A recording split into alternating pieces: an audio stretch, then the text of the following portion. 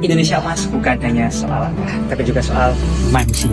Indonesia emas. Indonesia emas. Indonesia emas. Indonesia emas. Indonesia Emas 2045 ya. Hello, my name is Ananius Angelo Jaya, a finalist from Faculty of Veterinary Medicine, University of Airlangga. Berdasarkan survei status gizi Indonesia pada tahun 2024, dinyatakan bahwa 19,8% anak Indonesia masih dalam bayang-bayang stunting.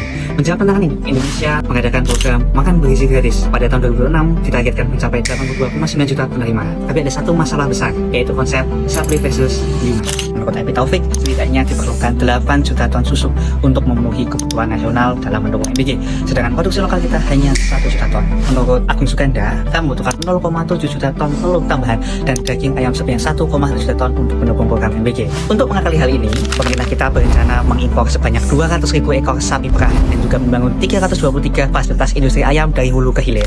Namun, jika kita hanya mengejar cara instan untuk mendapatkan populasi yang banyak, kita sedang mempertaruhkan lingkungan dan kesehatan hewan kita. A massive production without sustainability is just taking time bomb. Bagi saya, sustainable farming bukan hanya jargon keren, tapi satu-satunya rem untuk mencegah ambisi ini menjadi bumerang bagi kita sendiri. Sebagai calon dokter hewan, saya meninjau setidaknya ada 3 poin penting dalam sustainable farming untuk menjaga masa depan kita. Pertama, circular economy. Penambahan populasi artinya penambahan ribuan ton limbah. Kita tidak bisa membiarkan limbah ini menjadi polusi. Kita harus mengolahnya menjadi pupuk atau biogas. Zero waste is a must. 2.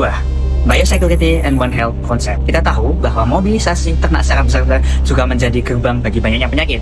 Kita harus mencegah penggunaan berlebih terhadap antibiotik untuk mencegah resistensi mikrobial.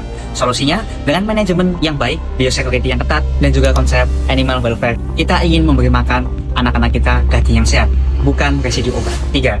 Kemandirian. Struktur bangunan ataupun kandang yang modern akan sia-sia jika kita masih ketergantungan pakan yang impor.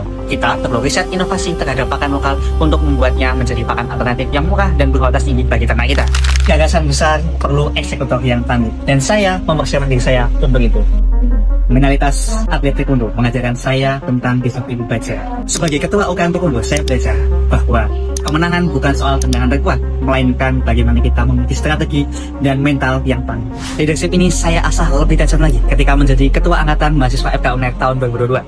Di sini saya menyatukan visi dan misi 205 mahasiswa yang memiliki berbagai macam karakteristik. Dari situ saya belajar tentang manajemen dan seni mengatur manusia serta komunikasi yang efektif. Tetapi kepemimpinan tanpa peran sosial adalah sia-sia. Saya menginisiasi kegiatan berbagi bersama kurban pada tahun kedua di pelosok Bojonegoro, bagian dari desa yang belum terdistribusi secara merata daging kurban. Kontribusi saya tidak berdiri saja.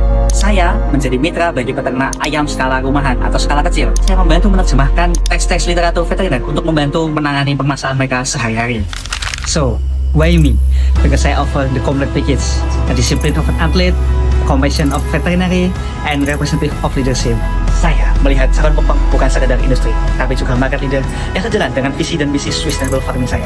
Saya, Ananius Angelo Jaya, siap bertumbuh dan berkembang bersama CPBSA.